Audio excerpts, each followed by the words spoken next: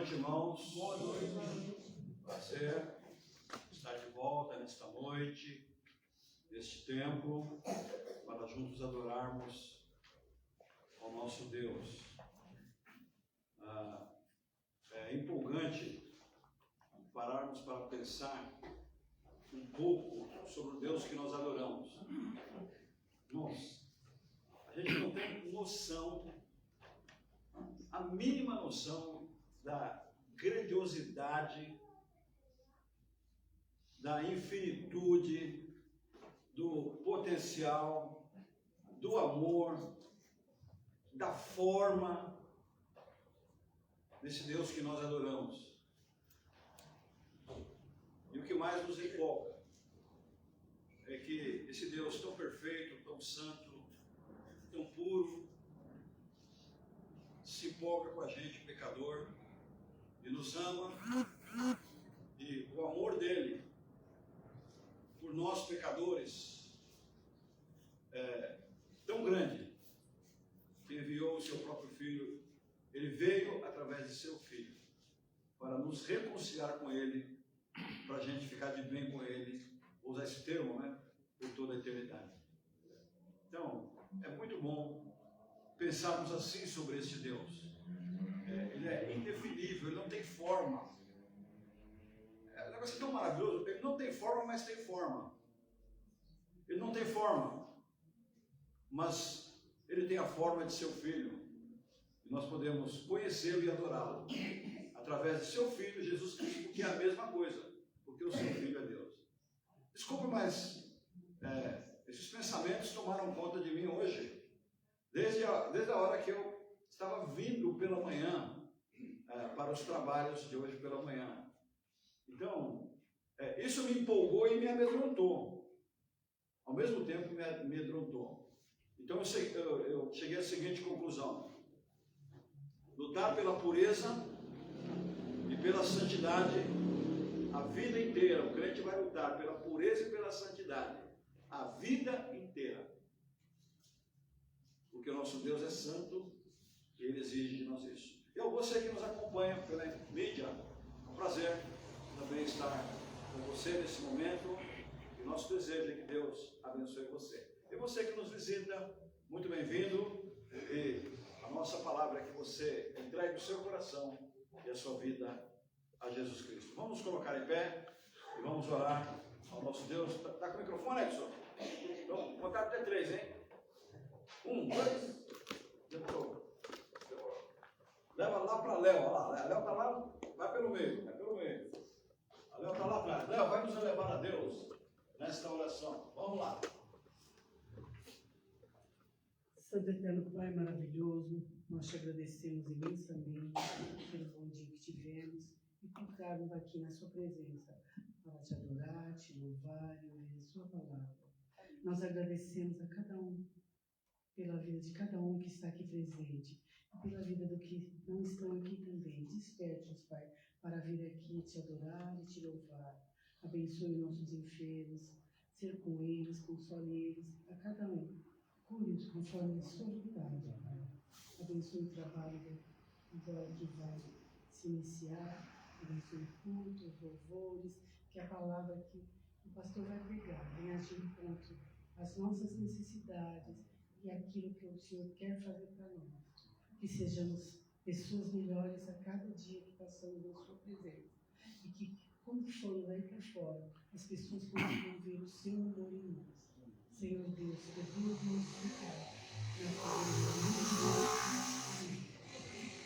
Nós vamos cantar o hino de número 241. O primeiro hino em pé, o segundo nos sentamos. 2, 4, 1 do cantor cristão. Vamos cantar.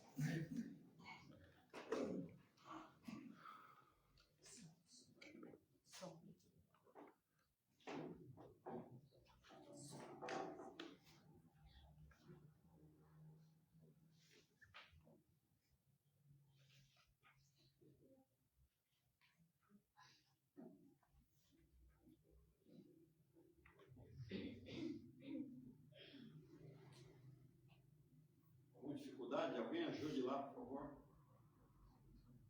Está na tela.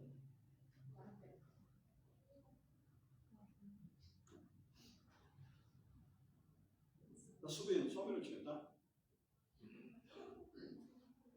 É que o pessoalzinho está começando agora, não é? Então, a gente sabe disso. Vamos lá.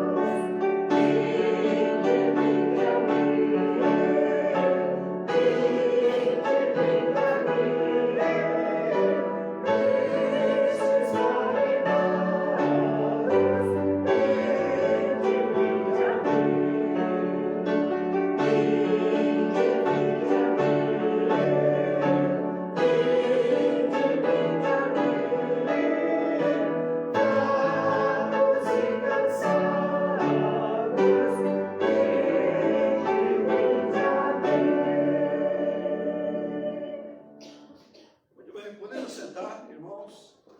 Vou fazer o seguinte, enquanto cantamos esse segundo hino, já que os irmãos escolheram esse segundo hino para dedicar aos seus dízimos, podem fazê-lo, tá? Enquanto cantamos, os irmãos poderão dedicar os dízimos e as ofertas. Vamos lá.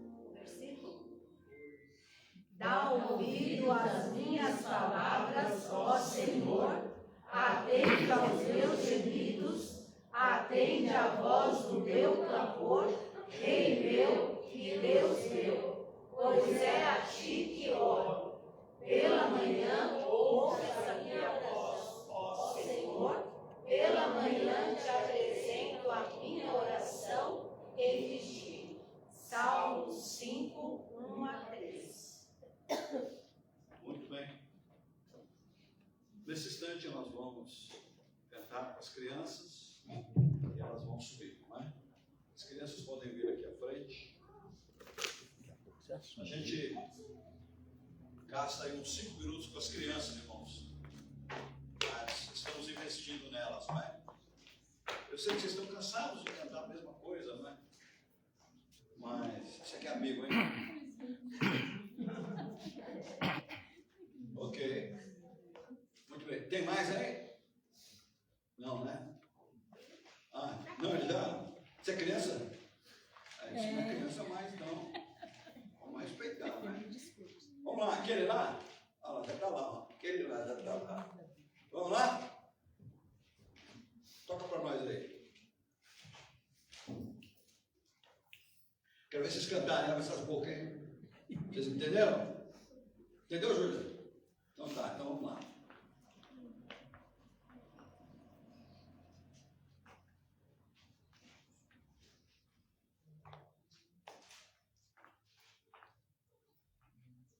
O tio lá perdeu lá.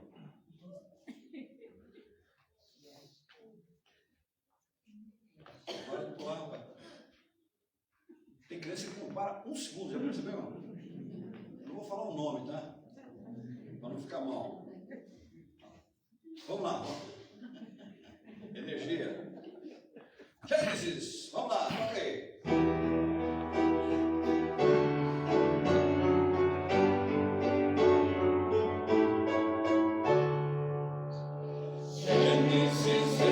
Levítico 2, carneiro não Jesus.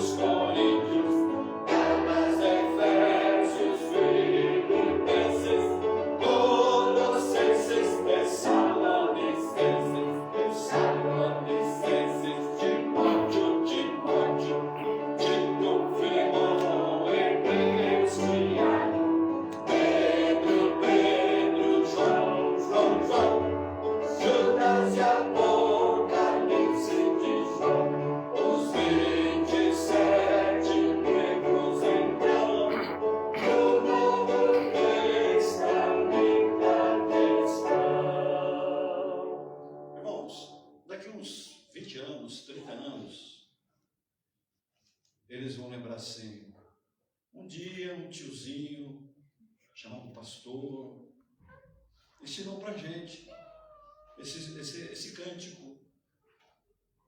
Deu para perceber? O que eu falo? Um dia a irmã Severina, não sei se está viva, se está no céu, me ensinou alguns inéditos que estão aqui até hoje. Um dia a irmã Marília, que já está viva, viúva, mora sozinha, não é, aqui na Cajueirinha, ensinou eu a abrir meu coração e lembro como fosse hoje, ela cantando com as crianças, não é? Então isso é investimento. Cadê ela? Ô cara, por favor, estou dando tempo aí, você não é? Isso. A garotada gosta mais de você do que de mim, tá? Pode ter certeza. Então, vamos lá, Rafael. Casa de meu pai, cadê? Cadê a casa de meu pai? Sabe qual?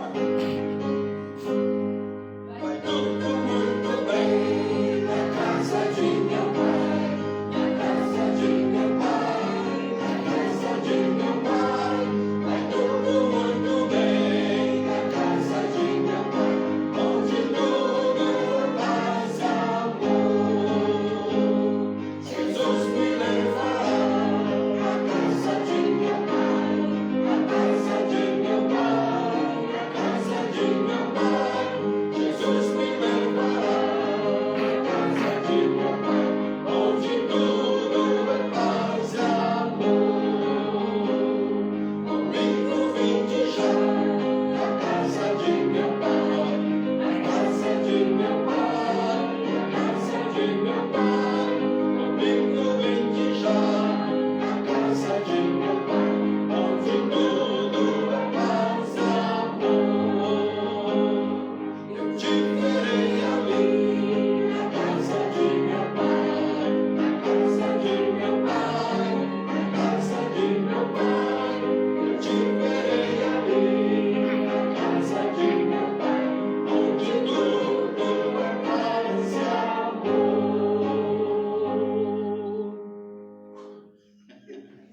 A idade, meus irmãos. Pode subir, criançada. Bom, irmãos, quem vai pregar hoje é o irmão Manuel, tá? Aqui naquele conduz o culto até o final, ok?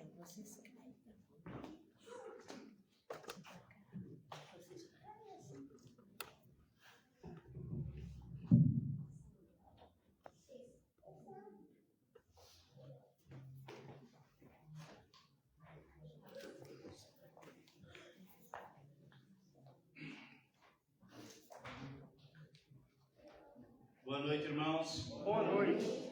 Espero que todos tenham tido um ótimo domingo.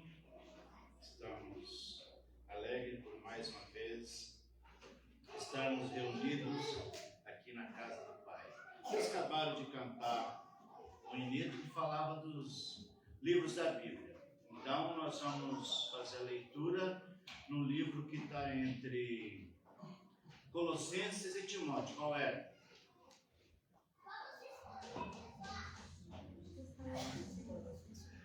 Tessalonicenses.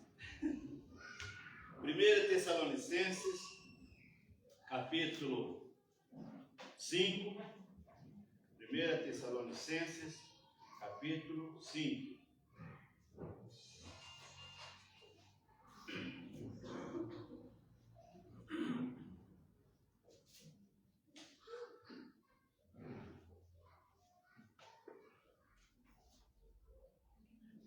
Tessalonicenses, capítulo 5. Eu vou me basear apenas no versículo 14. Mas nós vamos fazer uma leitura um pouquinho mais extensa, porque se não ficar nada do que eu falar, fica pelo menos do que está escrito aqui na Bíblia. Nós vamos ler do 12.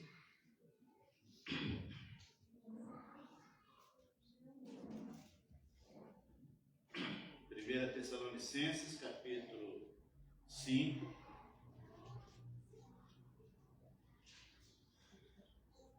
do 12 até o 16. Vamos lá? 1 Tessalonicenses, capítulo 5, vamos ficar de pé. Sempre bom ficarmos de pé para lermos a palavra, além de ser sinal de reverência referência à palavra de Deus, parece que é vós,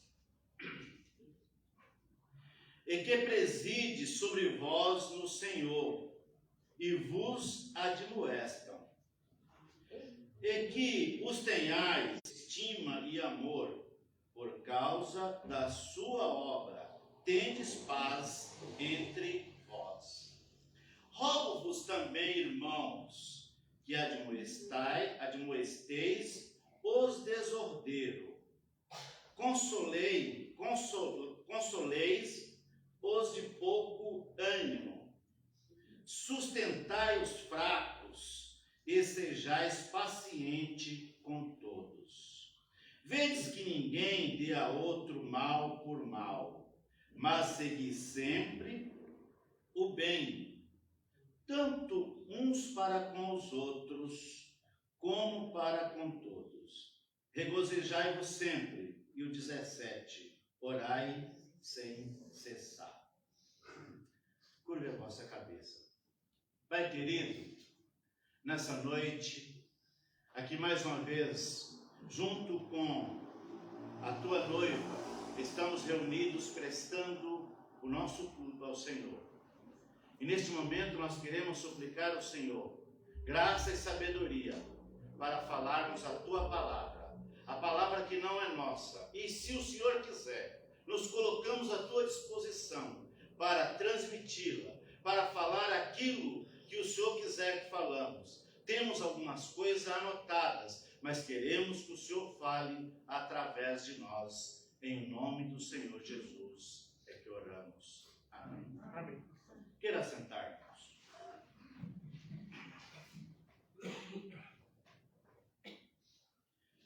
Rogo-vos também, irmãos, que admoesteis os desordeiros, consolei os de pouco ânimo, sustente os fracos, e sejais paciente com todos.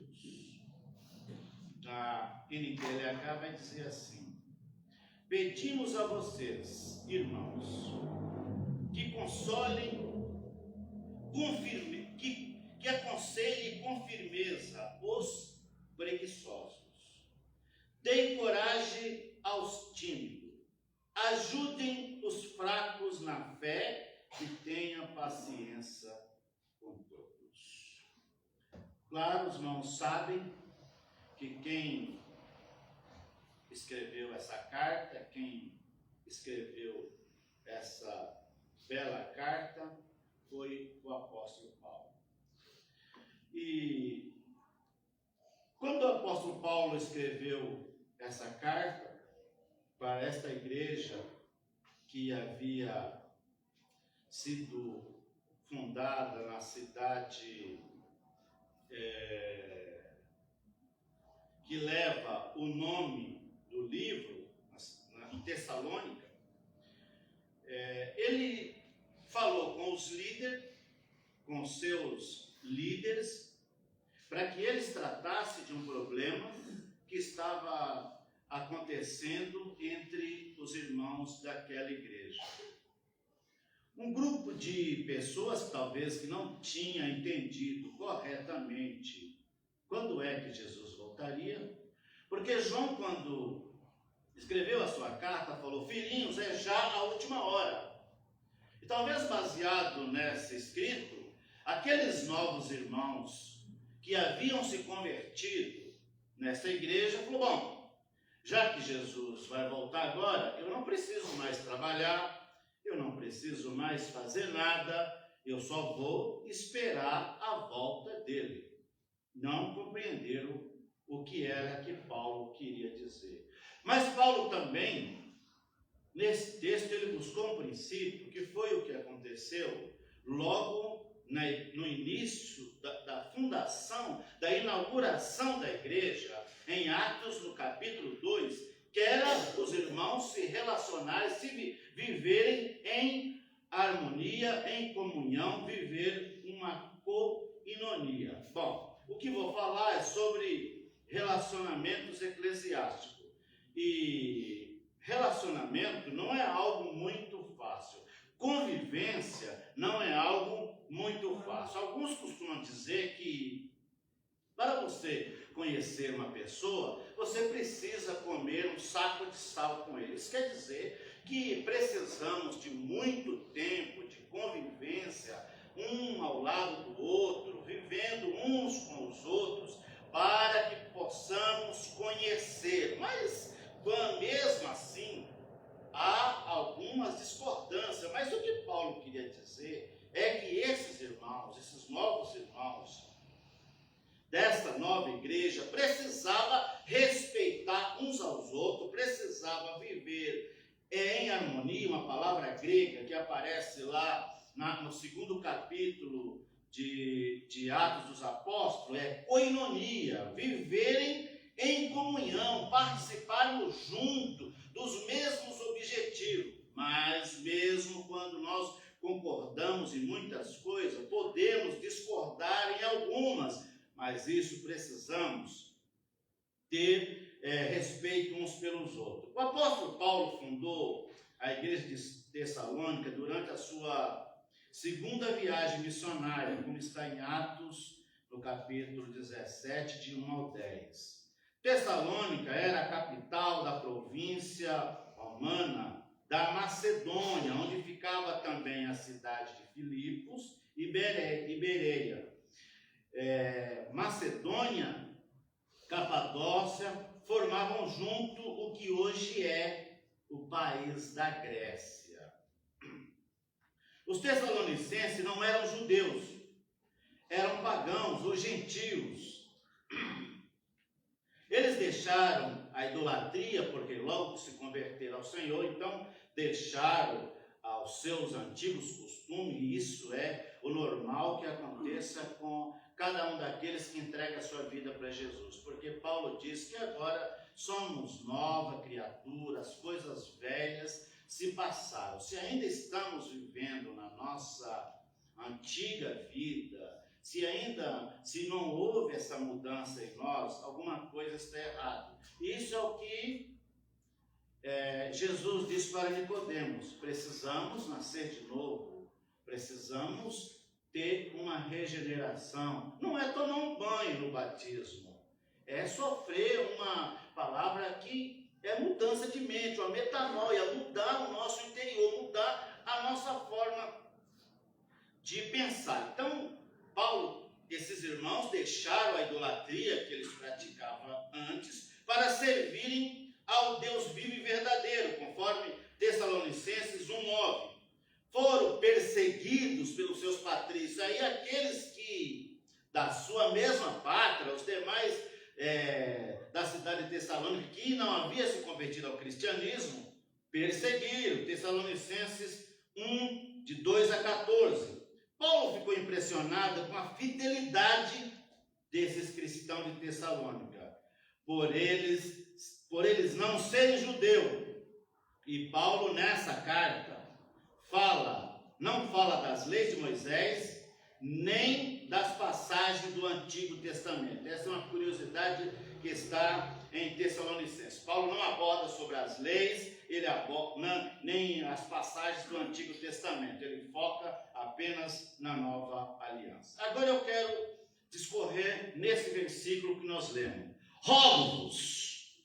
Paulo estava dirigindo a um pedido aos seus comandados, aos pastores da igreja, aos presbíteros da igreja, aos diáconos da igreja, aos responsáveis pelos ministérios da igreja, pela liderança da juventude, pela liderança dos casais, pelo departamento, pelo ministério da música. Rogo a vocês, e principalmente aos pastores da igreja, que aconselhem e faça isso com firmeza aos preguiçosos, aqueles que tinham parado de trabalhar, por não ter entendido quando Jesus voltaria, eles entendiam que fosse logo imediato, eles recusaram a trabalhar. E o que ele disse é que viva do trabalho.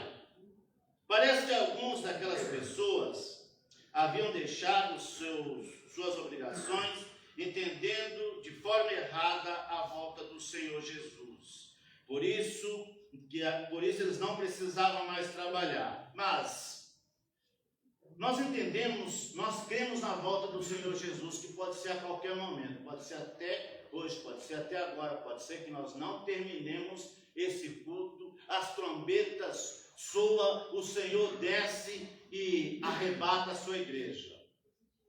Quem já leu o livro A Última Trombeta, quem ouviu pelo menos o audiobook do livro, vai ter uma noção disso. Pode ser que alguns estarão sentados no banco da igreja e de repente, sobe aqueles que aceitaram a Jesus, aqueles que confiaram no Senhor, os que não quiseram nada com Jesus, pode ficar. Ele diz que a mãe vai estar andando com o carrinho da criança, a criança desaparece, fica só ela com o carrinho, o piloto desaparece do avião, o avião fica desgovernado, o motorista do ônibus também some, o empregado não aparece no trabalho, porque foram arrebatados. Esses irmãos talvez entenderam que Jesus não arrebataria logo e estavam deixando as suas tarefas, tinham deixado os seus trabalhos. Nós sabemos que Cristo vai voltar, nós cremos nisso, nós esperamos isso a qualquer momento. Mas precisamos continuar produzindo. Precisamos levar a nossa vida diária com as nossas obrigações, mas sempre olhando para Cristo, nunca perdendo a esperança, nunca perdendo a fé, mas também não sendo desordeiro, não sendo preguiçosos, não deixando de trabalhar. Mas às vezes nós também precisamos entender que não é só o trabalho secular. Às vezes nós estamos também na zona de conforto, na nossa vida espiritual. Às vezes também nós não estamos sendo produtivos na nossa vida espiritual. Será que nós queremos que Jesus volte e Cristo fique só para nós? Ou nós precisamos nos despertar, acordarmos para o ide do Senhor e também pregarmos a palavra do Senhor? Porque ainda existe mais de 3.000 povos não alcançados. Segundo a nossa junta de missões nacionais, nós ainda temos a carência de mais de 3.000 igrejas só no estado de São Paulo. Ainda há muitas cidades do estado de São Paulo que não foram alcançadas ainda pelos batistas. Pode ser que tenha outras igrejas lá, mas nós precisamos ter essa visão de anunciar o Evangelho. Trabalharmos enquanto é dia, porque a noite virá e nós não teremos oportunidade de fazer. Mas esses aqui, talvez, pelo contexto do texto, não era nem a parte espiritual, não era nem o trabalho na igreja, era mais a sua responsabilidade social. Eles não estavam sendo produtivos na sua responsabilidade social. E se nós não fazemos isso, a nossa família sofre. Aqueles que dependem de nós sofrem, porque não estamos cumprindo o nosso papel como aqueles que podem prover o sustento do lar. Eu ouvi essa semana até uma matéria antiga dos batistas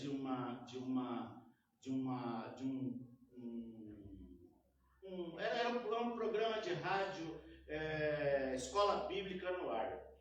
E o pastor contava uma história que ele morava perto de duas casas muito idênticas, muito bonita. As duas tinham a mesma fachada, as duas tinham um jardim parecido, só que uma tinha um jardim bem cuidado, bem limpo, bem organizado. Ele disse que dava gosto de você olhar para aquele jardim.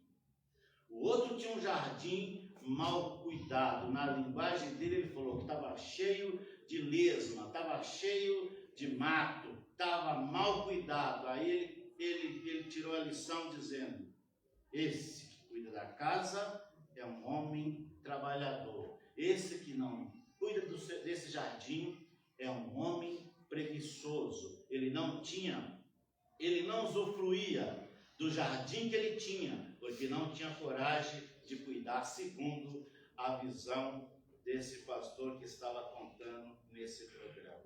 Talvez esses irmãos aqui passassem por isso. E talvez nós também passamos por isso. Talvez alguns de nós já passamos por isso. Porque não paramos em algum emprego, porque achamos todo lugar que a gente vai, a gente é perseguido, mas nós como cristãos precisamos dar bom testemunho. Eu estava fazendo serviço numa casa esses dias, e aí a senhora que trabalha lá falou para mim: eu trabalho nessa casa já há 20 anos, e em outra eu trabalho há 15 anos. Aí eu perguntei para ela: você deve gostar muito dos seus patrões e se dar muito bem com eles. Ela falou: nem sempre, tem hora que eu tenho que engolir sapo, mas eu preciso do trabalho, por isso eu aceito as condições. Às vezes a necessidade ou a responsabilidade de levar o sustento para o lar faz com que nós pensamos assim. 1 Tessalonicenses diz assim no versículo 11, e eu acho que eu esqueci de marcar o versículo, o capítulo, marquei só o versículo. Procurai viver em paz, tratem dos seus próprios assuntos e viva, na verdade um versículo anterior desse mesmo capítulo que nós começamos no 12, é o 11. Então, procurem viver em paz, tratem dos seus próprios assuntos e viva do seu próprio trabalho, como já dissemos antes. Ou melhor, esse não é o versículo, é um comentário que eu anotei referente ao versículo. 2. Deem coragem aos tímidos. O versículo está dizendo que depois da demonstração, ele está dizendo: deem, depois que ele diz: admoestam aos desordeiros e consolei os de pouco ânimo. É a mesma coisa que ele estava dizendo: dê ânimo aos tímidos. Existem pessoas que são muito fáceis de ser desanimadas. E nós precisamos animá-los, precisamos encorajá-los a enfrentar as dificuldades dos dias.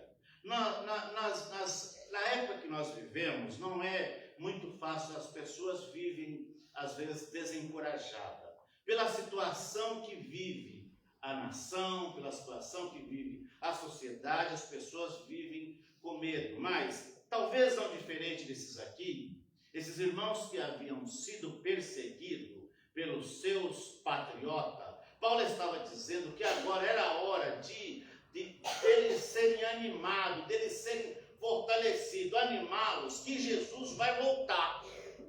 Animá-los, preciso animar os irmãos, que Jesus vai voltar a qualquer momento.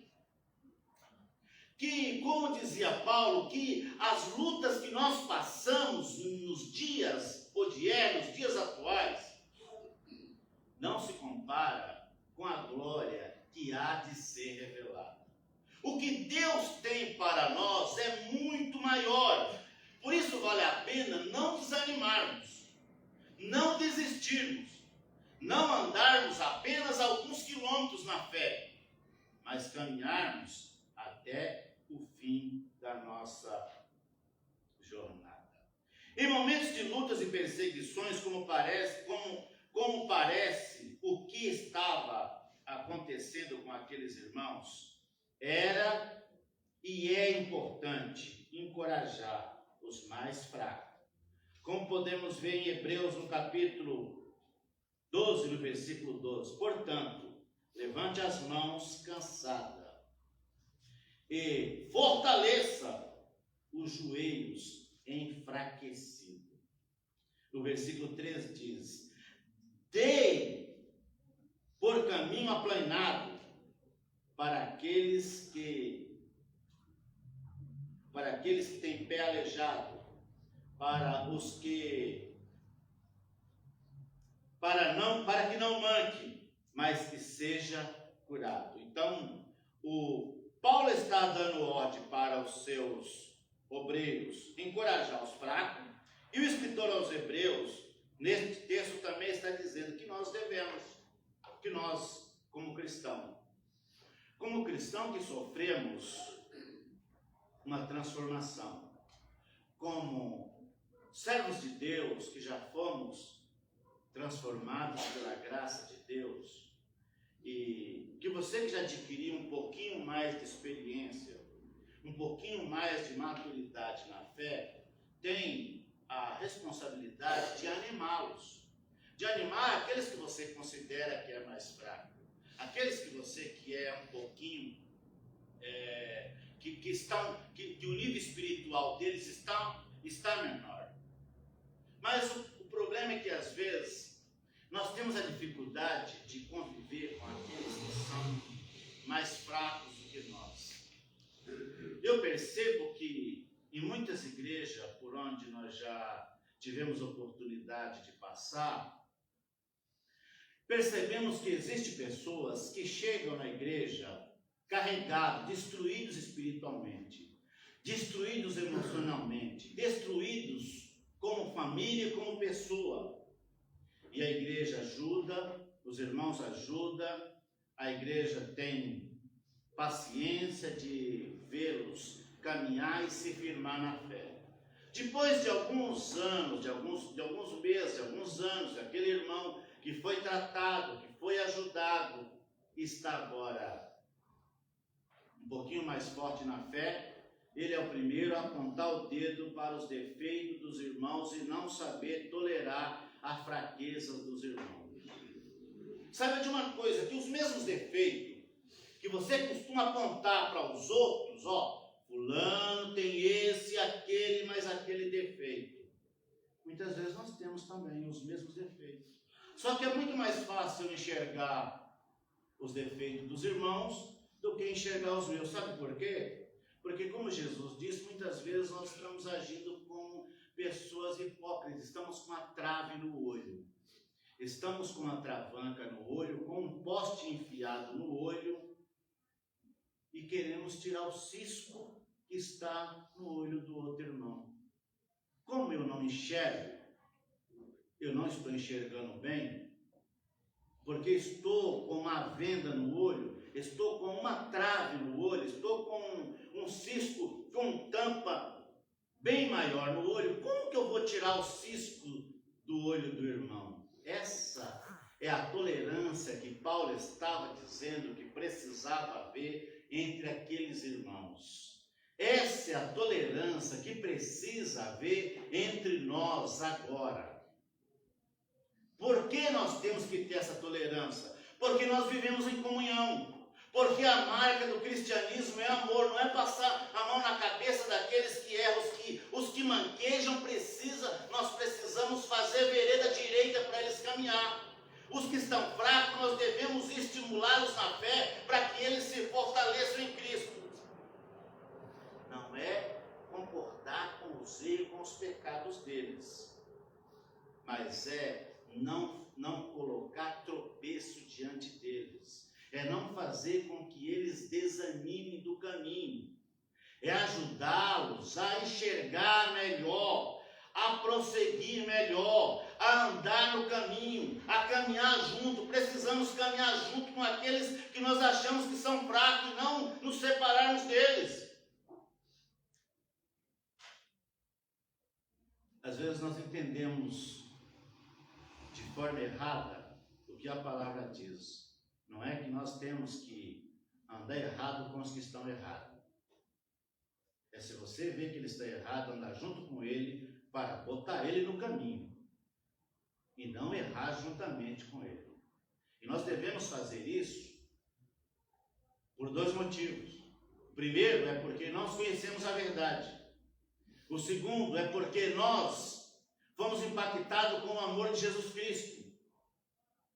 E as pessoas saberão que nós somos discípulos de Cristo se vivermos como Ele viveu. Senão, nós estamos agindo como os fariseus, como os saduceus, com a capa de piedade, com a capa de santidade, mas apenas está só no nosso discurso e não estamos fazendo o que estamos falando e nem vivendo o que estamos dizendo. Ajude, dê coragem, dê ânimo aos tímidos. Ajude os fracos na fé. Acho que até já falei isso. Percebemos que algumas pessoas chegam na igreja carregadas. Já adiantamos esse ponto. Mas nós percebemos que na igreja existem pessoas com N situações. E alguns menos, outros mais, uns mais fracos, outros mais fortes. Temos que estimular a ser mais constante nos trabalhos na igreja, na leitura da palavra de Deus, na leitura da palavra do Senhor, estimularmos a orar e a ter firmeza na fé, a não vacilar, a não serem canas agitadas pelo vento. Porque o que hoje mais nós vemos é crentes que ficam só zapeando na internet e se alimenta de todas as fontes.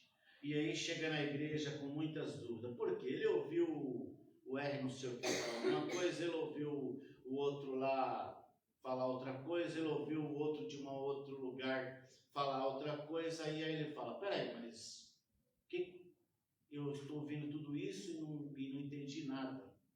Porque está bebendo em fontes erradas. Beba na fonte certa, na palavra de Deus. Ela é a luz para o teu caminho, ela é que norteia as nossas vidas. Então precisamos às vezes detectar esses irmãos. E Paulo detectou essas pessoas de longe. E agora ele estava exortando aos irmãos da igreja, os obreiros da igreja, a ver esses irmãos e dar a eles rumo, ajudar os que são fracos na fé. Precisamos ter essa consciência que devemos ajudar uns aos outros.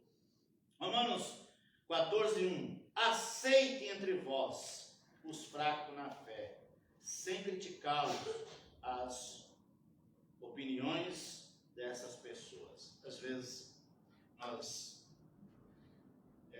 nós vemos que existe essas barreiras, porque fulano não pensa igual fulano, a gente já olha ele com um olhar torto. A igreja é um lugar de pessoas que estão em reconstrução. No final da mensagem, já vou adiantar, eu escrevi que devia ter uma placa na frente dessa igreja.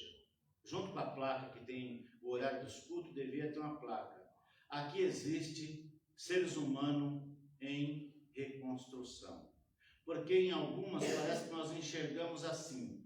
Aqui existe seres humanos perfeitos, aqui existe anjos, aqui existe homens que não falham. E nós ainda somos homens que falhamos, estamos em reconstrução. Estamos sendo lapidados. O oleiro, lá em Jeremias, quando estava construindo o vaso, Deus disse a Jeremias, desce lá à casa do oleiro, veja o que o oleiro está fazendo. E o texto de Jeremias diz que o oleiro estava construindo um vaso, e o vaso parecia belo. Mas de repente, em uma conjectura minha, ele deu uma acelerada naquele dispositivo que modela o vaso. Eu não sei o nome daquele dispositivo lá, eu sei que é um negócio que gira, ele pisa lá nele e igual uma roda de fiar, e aquilo vai... Hoje já deve ter motorizado, mas na época do profeta era algo manual. E você pisa e aquele bolo de barro em cima daquele negócio vai girando, ele vai modelando, vai dando forma e aquele vaso vai ficando uma obra de arte linda. Mas de repente eu conjecturo que parece que ele deu uma acelerada naquele dispositivo e o vaso, olha, foi no chão, arrebentou, quebrou, espedaçou. E calculo que o lugar estava com algumas impurezas. Aquele oleiro pega aqueles barros, aquele monte de barro destruído, limpa aquele barro, purifica ele, modela, coloca ele no dispositivo, modela ele novamente, coloca água, umedece aquele barro, bate ele, limpa ele, amassa ele, trabalha ele naquele dispositivo e o final foi um vaso mais bonito do que o primeiro. Saiba que você que está me escutando agora pela mídia, eu não sei qual é o estado da sua situação. E nós que estamos aqui também. Talvez nós somos esse vaso que precisa ser amassado, ser tratado pelo Senhor. E para esse processo talvez produz algumas dores, porque quando Deus trata conosco para nos modelar, para fazer um vaso novo, às vezes precisamos de alguns apertos. Mas Ele vai trabalhar nesse vaso para fazer dele um vaso novo. Como Ele fez, como Ele mostrou para Jeremias, que foi o que aconteceu com o vaso na casa do oleiro. E Deus disse para Jeremias, não posso eu fazer assim com a casa de Israel, não posso fazer essa transformação com a casa de Israel. Essa transformação que Jesus veio para fazer na nossa vida. Essa transformação que Deus mandou o Senhor Jesus para fazer na nossa vida. Para transformar a nossa vida que era destruída, envolvida com tudo que não presta, escravo das bebidas, escravo da idolatria, escravo das prostituição, escravo em todas as situações ruins, que só estava levando a nossa vida à miséria. Mas Jesus mandou Jesus para nos transformar, para fazer de nós novas criaturas. Era isso que Paulo estava dizendo para os seus obreiros, dizer, essas pessoas que se converteram nesta igreja são novas criaturas, precisa ser tratado, precisa ser ensinado. E é isso que Deus está fazendo comigo e com você aqui nessa igreja. Aqui nós estamos sendo modelados, nós estamos sendo tratados. Aqui é o hospital que Deus está consertando, sarando as nossas feridas. Jesus está neste lugar, como sempre esteve na sua palavra, dizendo na sua palavra, onde estiver os seus, ele ali está no nosso meio. Ele só está aqui porque você está aqui, porque nós estamos aqui, e o propósito dele estar aqui é sarar as nossas feridas, é transformar, é nos fazer um vaso novo, é nos fazer uma pérola brilhante. Aquele que veio para roubar, matar e destruir, não vê esse valor em nós. Ele só veio para tirar de nós o que é mais precioso. Ele começou a fazer isso lá no Jardim do Éden. Mas Deus lá já fez uma promessa. Que aquele que nasceria da semente da mulher, restauraria, reconstruía essa imagem que estava arranhada. Repararia os erros que o pecado causou. Pagaria o preço da dívida que não foi contraída por Jesus, mas por nós. E saiba você que a dívida do pecado é impagável. Pedro diz que não, nem prata e nem ouro, nem a prata nem o ouro poderia pagar. Somente Jesus pôde pagar o preço pelos nossos pecados. E lá em João, ele registra quando estava nos últimos instantes na cruz, tetelestai, está consumado, está concretizada aquela tarefa que o Pai tinha prometido, ainda lá no Jardim do Éden, a primeira promessa que Deus fez, havia se cumprido naquele momento. O véu do templo se rasgou de alto a baixo, a graça foi inaugurada. Agora o miserável pecador podia ter contato com Deus, podia ter os seus pecados purificados, porque o sangue de Jesus Cristo nos purifica de todo pecado. Por isso que João, quando no capítulo 1, 29, ele diz para os seus discípulos: eis aí o Cordeiro de Deus, é ele que tira o pecado do mundo, vocês não precisam se preocupar em me seguir, siga ele, porque ele é que tira o pecado do mundo. Ele não cobre, não é como os judeus fazem até hoje o dia do Yom Kippur, o dia de cobrir pecado. Ele não cobre pecado, ele nos limpa de toda mancha, ele nos purifica, ele nos deixa mais alto do que a neve. Isso não é mérito nosso, não é algo que nós estamos fazendo para merecer. É obra da graça, da misericórdia de Deus. Esses irmãos, e Paulo estava escrevendo para eles, haviam feito isso. Conheceram a Jesus, entregaram as suas vidas. É um vaso que está em processo de transformação. Tenha paciência com todos. Paciência não é algo muito fácil, não, irmãos. Ter paciência não é algo fácil. É difícil a gente ter paciência com aquelas pessoas que falham. Nós temos a tendência sempre a cobrar e não ter paciência com os outros. Não ter paciência para ensinar, para ver as pessoas. Não ter paciência para caminhar junto. Nós queremos que as pessoas cheguem pronto. Mas Augusto Cury, no livro que ele fala sobre Jesus, se não me engano é o homem mente mais brilhante da história, o homem mais brilhante da história, alguma coisa assim. Ele diz que fez uma pesquisa sobre Jesus e o propósito dele era encontrar alguma falha em Jesus. E aí ele disse que não encontrava. Todas as pesquisas dele davam que Jesus era um homem perfeito. Ele disse que como pode um homem pegar 12 sujeitos, como era Pedro, João, Tiago, André, todos esses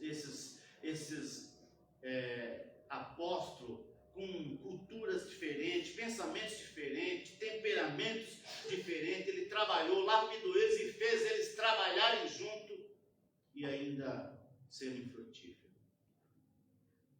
Isso é o que Jesus faz conosco. E nós precisamos aprender a fazer com os outros, caminhar junto e ter paciência. Ter paciência com os fracos. Não falando isso dirigindo a uma pessoa específica, falando àqueles que são discípulos, como somos todos nós. Disse Jesus em Lucas 14, 27. E quem não tomar a sua cruz e vir após mim, não pode ser meu discípulo. Quem não tomar a sua cruz e não ir após ele, não pode ser discípulo dele. Jesus talvez queria dizer que nós seremos sempre aluno dele. Nós nunca seremos mestres. Nós sempre seremos aluno. Por mais tempo, por mais estudo, por mais graduação que você conseguir, nós continuaremos sendo seres humanos em reconstrução, vasos em processo de queima, vasos no processo de construção. Nós estamos sendo tratados, nós estamos sendo restaurados, obrigado, estamos sendo tratados pelo Senhor. Para sermos discípulos do Senhor. A igreja é formada por pessoas, alguns mais espirituais, outros nem tanto, mas o Senhor pagou o mesmo preço por eles. Por isso precisamos compreender, amar e ter paciência uns com os outros. Mas, às vezes acontece conosco alguma coisa muito terrível.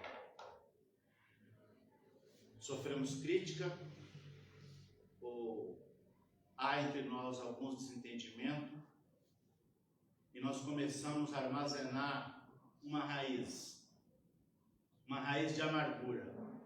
E a raiz de amargura, ela pode ser a causa de muitos problemas na nossa vida. Temos dificuldade de perdoar os demais, temos de perdoar os irmãos, temos dificuldade para nos relacionar com os irmãos. A raiz de amargura, além de ser um problema que a Bíblia condena, que nós não devemos ter essa raiz de amargura, ela pode causar em nós males, como até doença. Precisamos tomar cuidado com isso e aprender a ser mais paciente, a perdoar, a ser mais relevante, a compreender os irmãos, a caminhar com os irmãos, a ser mais amáveis. Isso todos nós precisamos praticar isso, porque foi para isso que Jesus nos chamou, para termos comunhão uns com os outros, para viver em harmonia uns com os outros. É claro, nós não vamos encontrar pessoas que concordem conosco em tudo. Nós vamos encontrar pessoas que discordem de nós. Como também nós não vamos concordar com eles em tudo. Mas isso não pode nos impedir de caminhar junto. Porque somos da família de Cristo. 1 Tessalonicenses 3:12. Que o Senhor faça com que cresça cada vez mais o amor que vocês têm uns pelos outros e por todas as pessoas. E que esse amor se torne igual ao nosso amor por vocês. É o que Paulo estava dizendo aí. E no versículo 13 ele diz: desse modo, Deus dará força ao coração de vocês. E vocês serão completamente dedicados a Ele.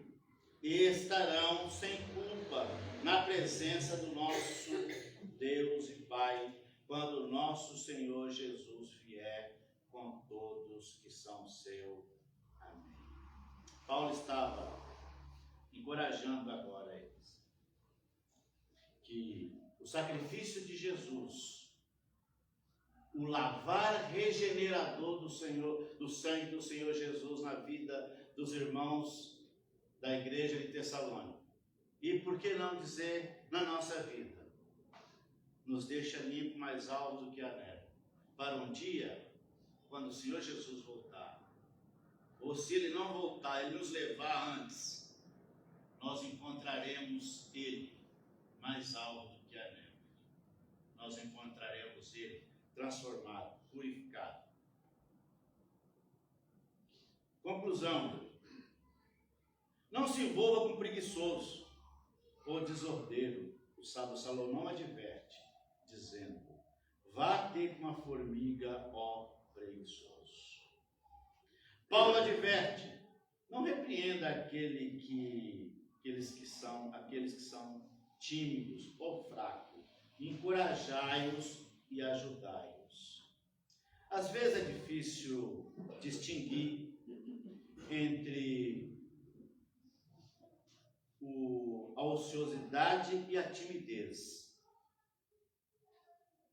Duas pessoas podem não estar fazendo nada, uma por preguiça, outra por timidez, ou ainda por medo de fazer errado.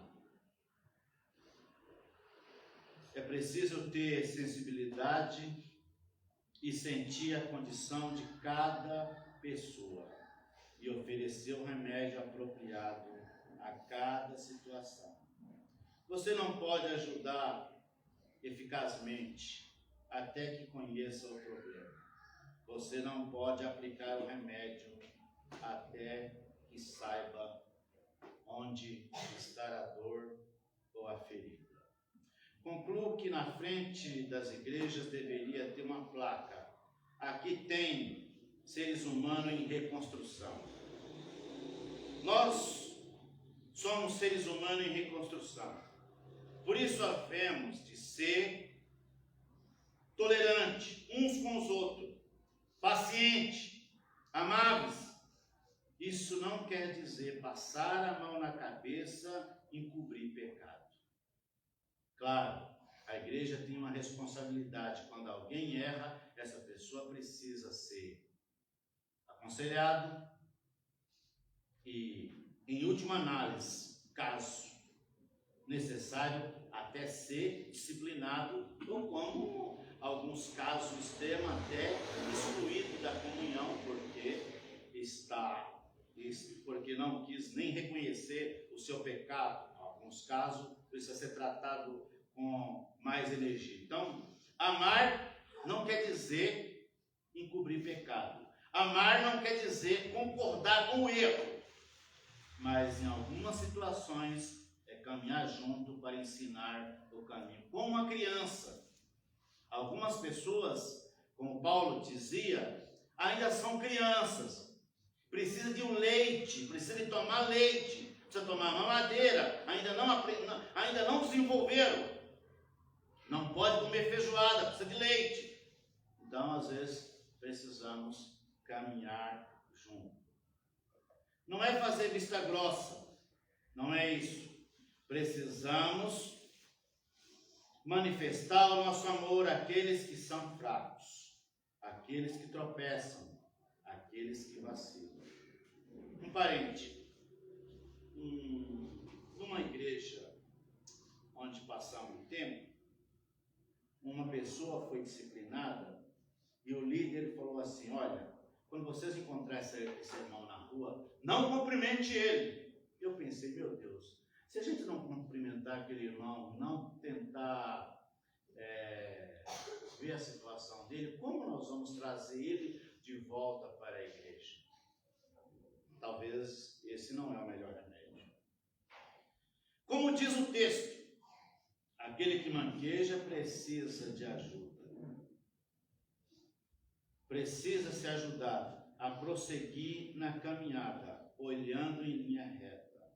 Quem sabe o nosso estímulo de amor a ele consegue encorajar a não errar, a enxergar o alvo, a não errar o caminho. Esse talvez fosse o objetivo que Paulo queria que aqueles irmãos tivessem. Que ensinasse aqueles novos irmãos de Tessalônica a não errar o caminho. Alguns estavam errando o caminho. Muitos nos nossos dias erram o caminho. E muitos erram porque bebem na fonte errada. Muitos erram porque são fracos. Muitos erram também porque são obstinados, não querem ouvir a palavra. Jesus continua falando e eles não querem ouvir. Oferece-se Jesus, mas eles falam: eu não quero Jesus, eu quero continuar na minha vida errada. É importante que você reflita e que, se você não entregou a sua vida ainda a Jesus, faça o quanto antes. Eu faço uma pergunta: se Jesus voltar hoje, você sabe aonde você vai passar a sua eternidade? Vocês que me ouvem aqui e os irmãos que nos ouvem na internet, você sabe onde você vai passar a sua eternidade? Eu sei que quase todos aqui sabem disso, mas se você tem essa dúvida, pense um pouquinho. Se Jesus voltar hoje, aonde é que você vai morar? Jesus tem uma linda casa, E Ele quer que nós sejamos os hóspedes dessa casa. Por isso, Ele derramou a última gota de sangue dele, para que não apenas alguns, mas que centenas, que milhares, que milhões, que o mundo inteiro pudesse ir morar nessa casa. E todos têm direitos iguais. Ele não exclui ninguém. Nenhum daqueles que falar, eu quero, ele vai dizer, você não pode. Nenhum. Todos que falar, eu quero, ele fala, venha para o aprisco. E não interessa o que você fez. Ele só quer que você fale, eu estou arrependido. Eu quero mudar de vida. Eu quero entregar minha vida a ti. Como fez aquele ladrão que estava sendo crucificado ao lado de Jesus. E nos últimos instantes, um falou, olha, por que tu não salva a ti e a nós mesmos? O outro disse, olha, nós estamos aqui porque cometemos crime. Ele não cometeu crime nenhum. Aí ele disse, quando chegar no teu reino, você se lembrará de mim? Ele falou, agora mesmo, hoje mesmo você estará comigo no paraíso. Hoje mesmo você estará comigo no paraíso.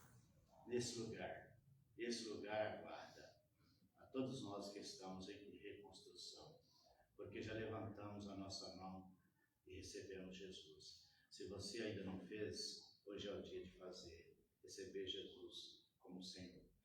Nós vamos adorar o Senhor com o hino, o último hino da noite, hino 303, é isso mesmo, 303. Vamos ficar de pé para adorar o Senhor com o 303.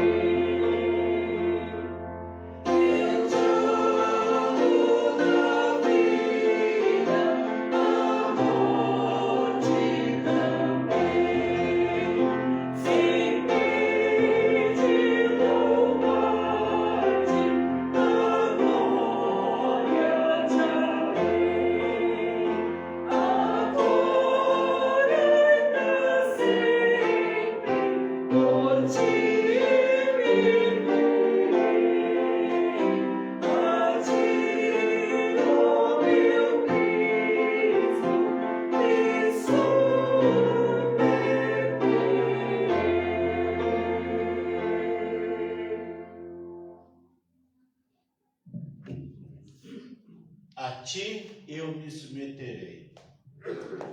Se você ouviu a palavra do Senhor nessa noite, é o momento de você submeter ao Senhor. Entregue a sua vida para Jesus. Nós vamos ajoelhar para orar. Eu vou ajoelhar, se você quiser, ajoelhe também. Se não, fique de pé, fique da forma que você achar melhor.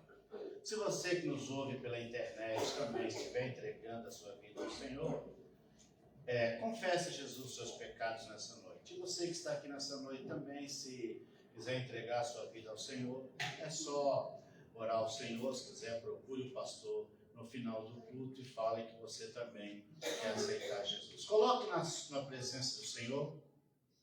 Fale para Ele qual é as suas lutas, qual é as suas dificuldades. Jesus é poderoso para trazer uma mudança na sua vida e te surpreender nessa noite. Vou dar a você alguns segundinhos para você orar, depois eu terminarei orando. Oremos.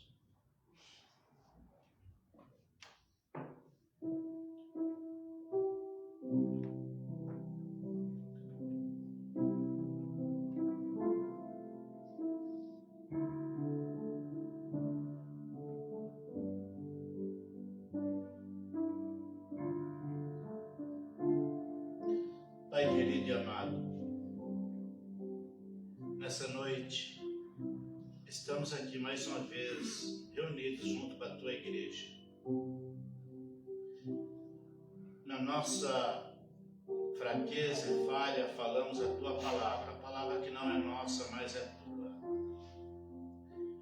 Eu peço ao Senhor pela vida de cada um dos meus irmãos que aqui se encontram reunidos, Pai. O Senhor conhece a cada um deles. Sabe os pontos fortes, os pontos fracos de cada um deles.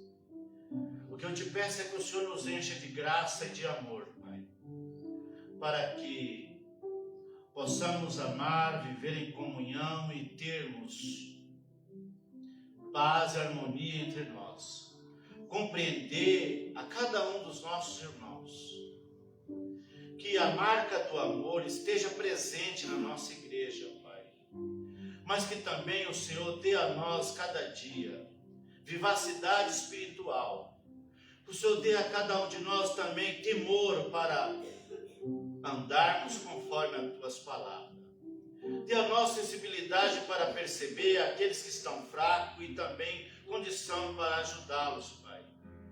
E aqueles, Pai, que porventura estão fracos, que sejam fortalecidos na graça. Também eu te peço, Pai, por aqueles que estão longe dos teus caminhos, que eles retornem para ti. Eu te peço por aqueles que estão enfermos, por aqueles que estão desanimados, por aqueles que estão atravessando alguma dificuldade, alguma luta, seja ela qual for, a área ou espiritual ou secular, que o Senhor alcance eles nessa noite. Que o Senhor venha trazer paz ao coração deles. Que o Senhor venha trazer alegria ao coração deles. Mas também peço que o Senhor venha os estimulá-los, Pai, a caminhar reto nos teus santos caminhos. Fortaleça espiritualmente aqueles que estão fracos. Dê vivacidade espiritual a cada um de nós. Traz um avivamento na nossa vida. Traz um avivamento na tua igreja. Abençoe cada um dos teus filhos. Abençoe aqueles que nos acompanham pela internet. O Senhor conhece cada um. Sabe das lutas e dificuldades de saúde, aqueles que estão enfermos. Abre porta de emprego para aqueles que estão desempregados, Pai. E dê coragem, Senhor, àqueles que estão tímidos, àqueles que estão desanimados. Nós te suplicamos, Pai, em o nome do Senhor Jesus. Amém. Podeis assentar, irmãos? Agora nós vamos para a terceira parte. Foi a primeira parte, segunda parte, agora vamos para a terceira parte, o momento de louvores.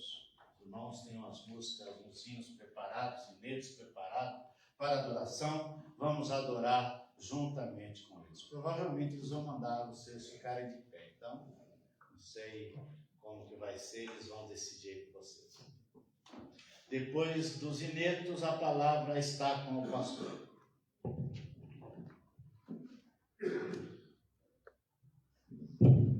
Boa noite, irmãos. Vamos ficar em pé? Vamos louvar o nosso Deus.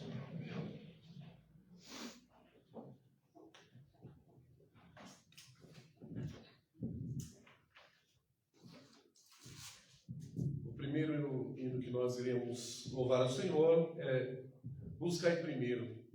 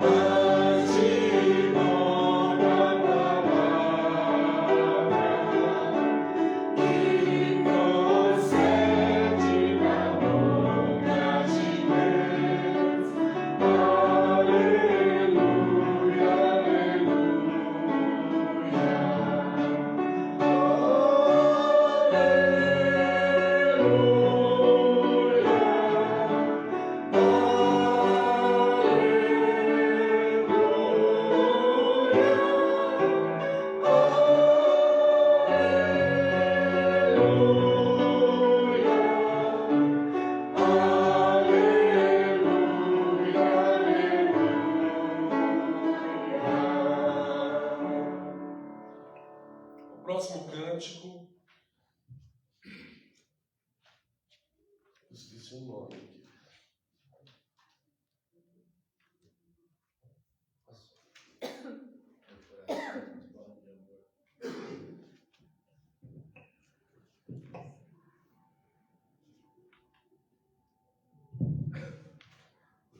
Meu coração.